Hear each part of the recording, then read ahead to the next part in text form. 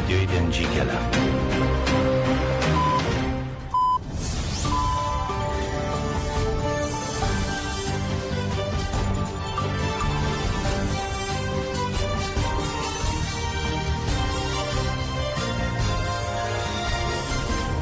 کاتتان باش بیسەرانی هێزە لە ناوەندی هەواڵەکانی رادیۆ دەنگی گەل بە یارمەتی ئەو کارانم گەشتی هەواڵەکانی ئەمڕۆ دەی تشرینی یەکەمی 2024تان پێشکەش دەکەین. ساڵێک پێش ئێستا لە 74 شار و ناوەندی جیهانەوە با دەست پێشخەری کۆمیتەی ئازادی بۆ بەڕێزۆجەلان هەڵمەتی جیهانی ئازادی جەستەیی بۆ ڕێبەرۆجەلان چارەسەری سیاسی بۆ پرسی کورد ڕاگەیاندرا و دەیان فیلسوف و نووسەر و سیاسەتمەدار و کەسانی ناوداری جیهانی و براوەکانی خەڵاتی نۆبێل بە ناردنی نامە و بەشداریکردن لە چالاکیەکان و وتارەکانیان بەشداریان لەم هەڵمەتەدا کرد بۆ پشتیوانی لەم هەڵمەتە جیهانیا سلاوی ژیژەک ڕاگەیان من تا کۆتایی پشتگیری بەڕێزۆجەلان دەکەم و پێویستە هەنگاوی زیاتر لە هاوسۆزی بەهاوێژین.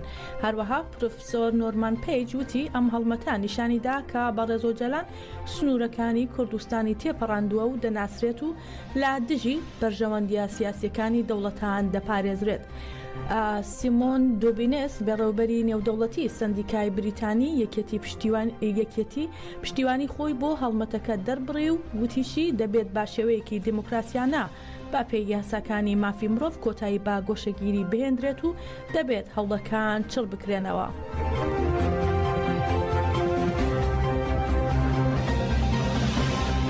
لە شاری لەندەنی بریتانیا تەبگەری گەنجانی شۆڕژگەر لە چوارچێوەی هەڵمەتی ئازادی بۆ بەڕێزۆجەلان چارەسەری سیاسی بۆ پرسی کورد ڕێپێوانی درێژمەودای سێ ڕۆژەیان دەست پێ کرد و ڕێپێوانەکە لە دووهەمین ڕۆژدا بەردەوامە.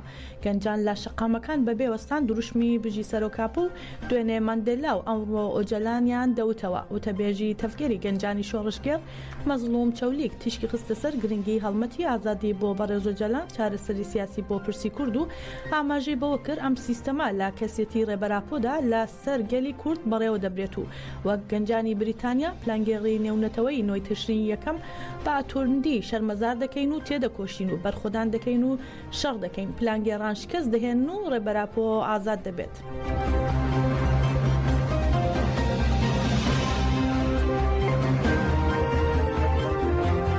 هەروەها لە چوارچێوەی ڕۆژەکانی جیهانی بەڕێزۆجەلان لە چەند ناوچەیەکی جیهان چالاکی وستاند و چالاکی خوێندنەوە و پێشەنگای وێنە بەردەوامە. چالاکیەکان بە ئامانجی ناساندنی پارادایمی ڕێبەری گەلی کورد ئەنجام دەدرێن. ڕۆژەکانی جیهانی عەبدوڵڵا ئۆجەلان بە بۆنەی یەکەمین ساڵیادی هەڵمەتی ئازادی بۆ بەڕێزۆجەلان چارەسەری سیاسی بۆ پرسی کورد ئەنجام دەدرێت و بە بۆنەی ساڵیادی پلانگێڕی نێونەتەوەی نۆی تشرین یەکەم با چالاکی جیاواز لە شارە جیاوازەکانی ئەوروپا بەردەوامە. لە کێل ژیان مەجلیسی کۆمەڵگەی کوردی دیموکراتیکی کێل لە شاری کێلی ئەڵمانیا ستاندێکیان دانا و چالاکوانان کتێبەکانی ڕێبەری گەلی کوردیان ناساند و بڵاوکراوەیان دابەش کرد. هەروەها لە مکزیکۆ سیتی پایتەختی مەکزیک لە سەی تشرینی یەکەم پێشانگای فکر و زیکر و چالاکی کرایەوە و هێشتاش بەردەوامە. پێشانگاکە لەلایەن کۆمیتەی پشتیوانی لە تەفگەری ژنانی کوردستان و خەباتکارانی ناوەندی کولتوری لە ڕیستانسا کرایەوە و بە چالاکی جیاواز بەردەوامە. هەروەها لە فرایبۆرگ لە چوارچێوەی هەڵمەتی تیشکەکانی خۆر با بۆنەی ساڵیادی پلانگێڕی نۆی تشرین یەکەم لە شاری فرایبۆرگی ئەڵمانیا ستاندێک دانرا و تیایدا ڕاگەیاندراوی تەفگەری ژنانی کوردی ئوروپا تەژەکە ئەوروپا دژی گۆشەگیری خوێنرایەوە و بە سەرگەلدا دابەشکرا. لە لۆزەرنی سوئیسرا ئەم هەڵمەتی تیشکەکانی خۆر بە پێشەنگایەتی تەژەکە ئەوروپا لە شاری لۆزێرن ئەنجام درا و ستاندێک بە پێشەنگایەتی مەجلیسی ژنانی ئارین میرکان لە ناوەندی شارەکە دانرا و هاوکات فکری ڕێبەری گەلی کورد و ئایدۆلۆژیای ئازادیەکەی با ڕایگشتی ناسێنرا و دژی گۆشەگیری بانگەوازی لە ڕایگشتی کرا. هاوسەرۆکی ناوەندی کۆمەڵگەی کوردی دیموکراتیکی لۆزێرن جەدەکە لۆزێرن جەوهەر بێدەنگی سیپیتی شەرمەزار کرد و ڕایگەیان گەلی کورد تا ئازادی ڕێبەرەکان لا گۆڕەپانەکان دەمێننەوە. لە چوارچێوەی هەڵمەتی تیشکەکانی خۆر کۆمۆنی ژنانی زین لە شاری ستراسبورگی فەڕەنساش ستاندی هۆشیارکردنەوەیان دانا و لە ستاندەکەدا کارتەکان کە گوتەکانی ڕێبەری گەلی کوردی لەسەر نووسرابوو بەسەر کەسانی دەوروبەر دابەشکرا و زانیاریش درایە کەسانی دەوروبەر دەربارەی پلانگێڕی نێونەتەوەی و سیستەمی ئەشکەنجە و قڕکردنی ئیمراڵی و گۆشەگیری ڕەهای سەر ڕێبەری گەلی کورد. هەروەها لە شاری فرانکفۆرتی ئەڵمانیا تایان کوردستانی و دۆستەکانیان کۆبوونەوە و خێمەیان هەڵدا و پلانگێڕیان شەرمەزار کرد. لە شاری مانهایمی ئەڵمانیاش بابۆنەی پلانگێڕی نێونەتەوەی ستاندێکی هۆشیارکردنەوە دانرا و هەروەها بانگەوازکرا بۆ گربوونەوەی مەزنی گەل لە 16 تشرینی یەکەم کە لە کۆڵن ئەنجام دەدرێت. لە شاری مونیخی ئەڵمانیاش ستاندێک دانرا و کوردستانیان بڵاوکراوەیان دابش کرد و پلانگێڕی و سیستەمی قڕکردنی ئیمراڵیان شەرمەزار کرد. هەروەها لە شاری دۆیسبۆرگی ئەڵمانیاش لەسەر بانگەوازی دەکتەم و مەجلیسی ژنانی شەهید ئاسیا یوکسەل دژی پلانگێڕی نێونەتەوەی گربوونەوە ئەنجام درا و گەنجانی تەفگەری ژنانی گەنجی تێکۆشەر ناسرااو بە تێکۆژن لە بەرلینی پایتەختی ئەڵمانیاش چالاکیان ئەنجامدا و لەسەر ناوی تێکۆژن ڕاگەیاندراوێک خوێنرایەوە و دووپاتیان کردەوە تا ئازادی ڕێبەری گەلی کورد درێژە بە تێکۆشان دەدەن. بە هەمان شێوە ببورن کوردستانیان لە شاری هێلبۆرن چالاکیان ئەنجامدا و دەیان پانکارت بە زمانی ئەڵمانی و باکوتەی ڕێبەری گەلی کورد بەرز کرایەوە بە وتەکانی. لا وتەکاندا سیستەمی ئەشکەنجە و قڕکردنی ئیمراڵی شەرمەزار کرا.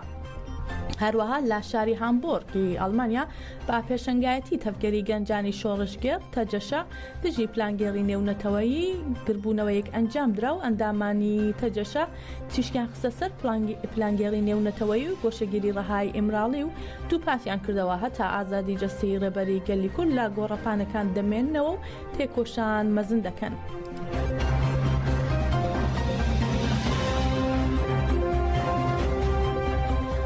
بۆنەی پێنجەمین ساڵیادی داگیرکردنی سەرەکانی و گرێسپی لالایەن دەوڵەتی داگیرکەری تورکەوە خەڵکی سەرەکانی لە بەردەم بیناینەتەوە یەکگرتوەکان لا قامیشل و چالاکیان ئەنجامدا. کۆچبەرانی سەرەکانی و ئەندامی یەکێتی ڕۆشنبیرانی ڕۆژاوای کوردستان هەرەکە و ڕێکخراوە مەدەنیەکان و نوێنەرانی ئیداری خۆبەڕێوەبەری بەشداریان لە چالاکیەکەدا کرد. خەڵکی سەرەکانی نامەیەکیان ڕادستی کۆمسیۆنی پەنابەرانی نەتەوە یەکگرتوەکان کرد. لە نامەکەیاندا ئاماژیان بەوە کردووە دەوڵەتی داگیرکەری تورک و چەتەکانی تاوانی دژبا مافەکانی مرۆڤ و یاسا نێونەتەوەیەکان و هاوپەیمانانی نەتەوەی گرتوەکان کە لا سەرەکانی و گرێسپی هاوڵاتیانی مەدەنی دەپارێزن ئەنجام دەدەن. هەروەها تایدا جەختیان کردەوە لە ئافرین و سەرەکانی و گرێسپی کۆڕینی دیموگرافی ئەنجام دەدرێت و دەوڵەتی تورک هەموو ڕێککەوتن و پەیمان نامەکان پێشل دەکات. داوا دەکەن نەتەوەی گرتوەکان پشتگیری لا گەلانی باکوور و ڕۆژهەڵاتی سووریا بکات بە ئامانجی کۆتایی هێنان بە داگیرکاری و لە ناوبردننی ئەو ڕێکخراوە تێروریستانەی لالایەن دەوڵەتی تورکەوە پشتیوانی دەکرێن.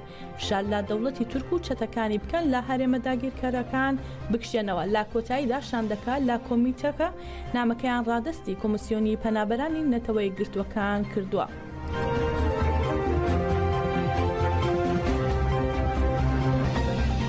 هەروەها پلانگێڕی نێونەتەوەی نۆی تشرینی یەکەم لە دژی ڕێبەرۆجەلان بە ئەنجامدانی مەراسمێکی جەماوەری لە کانتۆنی فورات شەرمەزار کرا و پەیامی بەرفراوانکردنی تێکۆشان لە دژی پلانگێڕی و گۆشەگیری درا.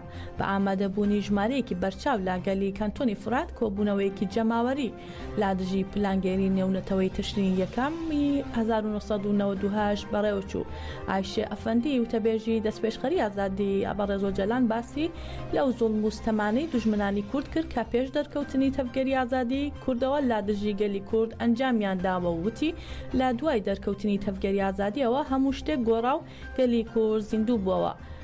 دواتر لە مەراسمەکەدا ئەنوەر موسلێم هاوسەرۆکی تەفدەمی کانتۆنی فورات لە ساڵوەگەری پلانگێڕیدا پلانی داگیرکردنی گرێسپی و سەرەکانی وتی داڕێژراوە و جەختیشی کردەوە پلانگێڕەکان بۆ نەهێشتنی گەلی کورد کار دەکەن و پێویستە هەموو کاتێک بۆ ئازادی ڕێبەراپۆ تێکۆشین و مۆدێلی نەتەوەی دموکراتیک بەهێزتر بکەین.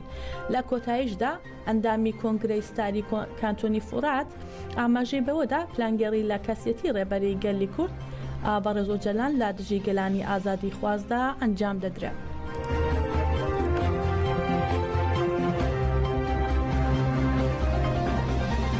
هەروەها باخۆش پیشاندان و ڕێپێوانی هەزاران کەسی پلانگێڕی نۆی تشرینی یەکەم دژی ڕێبەری گەلی کورد لە شارەکانی حەسەکە و قامیشلۆ و کانتۆنی جەزیرە با شەرمەزار کرا لە چالاکیەکاندا گەلی کورد و عەرەب و چەرکەس و ئاشووری و سووریانی حەسەکە و قامیشلو داوای ئازادی جەستەیی ڕێبەری گەلی کوردیان کرد.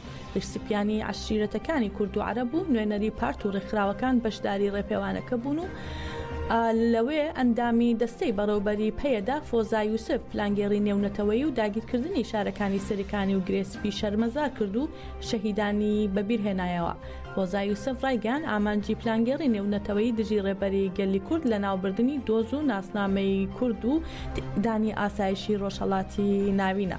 هەروەها هاوسەرۆکی نووسنگەی پێدا لە قیهۆڵ عەمار موسا داوای کرد کۆمەڵگەی نێونەتەوەی لێپرسینەوە لە دەوڵەتی داگیرکەری تورک بکات و بانگەوازی لە گەلانی هەرێمەکە کرد و ئازادی جەستەی ڕێبەری گەلی کورد بەرخۆدان و تێکۆشان مەزن بکەن. لە قامیشلۆش ئەندامانی دامەزرا و ڕێکخراوە و پارتەکان و بنەماڵی شەهیدان و سەرۆک عەشیرەتەکان لاو ڕێپێوانە بە دروشمی ئازادی بۆ بەڕێز جەلان چارەسەری سیاسی بۆ پرسی کورد ئەنجامدرا بەشدار بوون و ئەندامی دەستەی سەرۆکایەتی پێدا ئەڵدار خەلیل قسەی کرد و ئاماژەی بەوە کرد کە ئیمراڵی بەرخۆدانێکی مێژووی دژی پلانگێران دەکرێت لە ئیمراڵی بەرخۆدانێکی مەزن دژی پلانگێران دەکرێت بۆ پوڵچەڵکردنەوەی کاریگەری ئەم پلانگێریە لە کوردستان و دەرەوەش تێکۆشان و بەرخۆدانێکی مێژووی بەڕێوە دەبرێت. ئەندامی کۆردیناسیۆنی کۆنگرەی ستار شیراز هەموو تیشکی خستە سەر بەرخۆدانی مێژووی ڕێبەری گەلی کورد و شەڕوانانی ئازادی.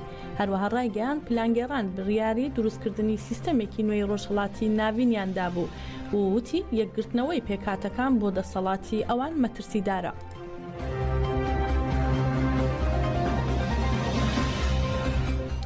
بەها پێشنگایەتی خۆبەڕێوەبەری دیموکراتیکی شەنگال و تەفگەری ئازادی ژنانی زەدی تاژێ لە ناوەندی شەنگال لا دژی ڕێککەوتنی نۆی تشرین یەکەم و پلانگێڕی نێودەوڵەتی نۆی تشرین یەکەم لەسەر ڕێبەری گەلی کورد ڕێپێوانێکی جەماوەری بەڕێوە چوو.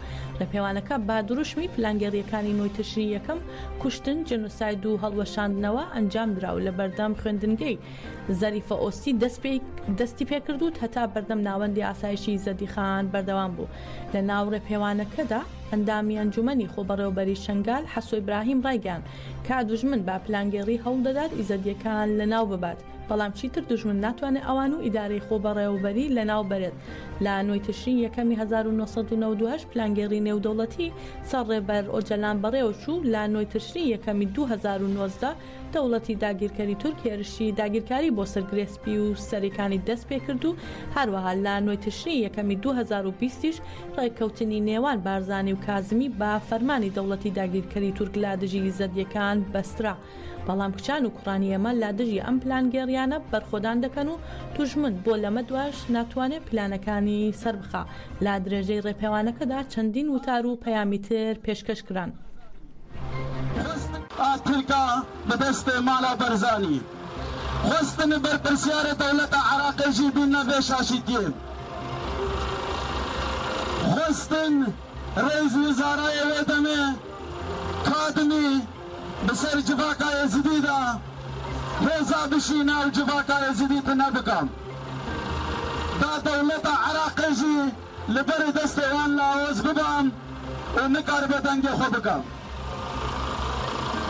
اجی بروه ایراجی ام به پیام دیدن ام دبیجن سلام مجوه درجی چای شنگاله هتاب حبس امرالی جیرهانا لبر سال 2014 جباکا ما ازدی بتنه نهیلام بجه والو دوستنو کچو خورتنو پیلانه و هاوه بردوام کن ایراده اما وش حمه مستر با لبیبم خودان ایراده بن ام تجارت از دانینن. لە ڕۆژهەڵاتی کوردستان با پێی زانیاریەکان حکمی ئێدامی هاوڵاتێکی خەڵکی کرماشان بە ناوی ئەشکانیاری با تۆمەتی پەیوەندیدار بە مادە هۆشبەرەکان لە زیندانی هەمەدان جێبەجێکراوە. حکمی ئێدامی ئەم هاوڵاتیە کە نزیک 4 ساڵ لەموو پێش بەسەریدا سەپێنرابوو لا بێدەنگی میدیایی و بەبێ ئەوەی لەلایەن ڕاگەیاندنی نزیک لە هێزی قەزاییەوە باسی لێوە بکرێت جێبەجێکراوە. هەروەها لە شنۆ ئیدریس کارساز بە تۆمەتی ئەندامەتی و هاریکاری حزبێکی کوردی لەلایەن دادگای ئینقلابی ڕژیمی ئێرانەوە بە 3 ساڵ زیندان محکوم کراوە. ئیدریس کارساز بەبێ نواندنی حکمی قەزایی لەلایەن هێزە ئەمنیەکانی ڕژیمی ئێرانەوە دەست بەسەر و بۆ تەواوکردنی ڕەوتی لێپرسینەوە بۆ ئیدارەی ئیتلاعاتی ڕژیمی ئێران لا ورمێ گواستراوەتەوە. هەروەها پەرهام پەروەری زیندانی سیاسی و گەنجی وەرزشوانی خەڵکی سەقەت کە 2 ساڵ پێش لە تاران دەست بەسەرکرا بوو سەرجەم بە 15 ساڵ زیندان و دوورخستنەوە محکوم کرابوو پاش ساڵێک و 4 مانگ بە شێوەی شاراوە بۆ بەلوچستان دوورخرایەوە و لا دۆخێکی ناجێگیری ڕۆحی و جەستەیشدایە. هەروەها گەنجێکی تەمەن 22 ساڵی خەڵکی کرماشان بە ناوی مهرشاد ئەڵماسی بە تەقی ڕاستەوخۆی هێزە چەکدارەکانی ڕژیمی ئێران کوژراوە. بە پێی زانیاریەکانی سەرچاوەیەکی ئاگاداری نزیک لا بنەماڵی مهرشاد ئەڵماسی ئەم گەنجە بۆ ڕێگرتن لا دەست بە سەرداگرتنی موتەر سایکلەکەی لا شوێنەکە دوورکەوتوتەوە و لا پشتەوە کراوەتە ئامانجی هێزە ئینتیزامیەکانی ڕژیمی ئێران و گیانی لەدەستداوە.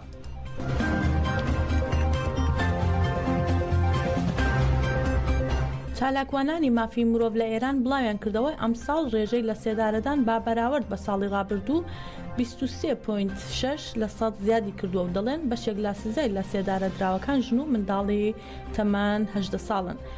جێی باسە هەموو ساڵێک بابۆنەی ڕۆژی جیهانی دژبا سزای لە سێدارەدان لەلایەن ئاژانسەکانەوە ڕاپۆرت لەبارەی سزای لە سێدارەدان لە ئێران ئامادە دەکرێت. بەڕێزان هەواڵەکانمان پێشکەشکردن بمێنن لا خێر و خۆش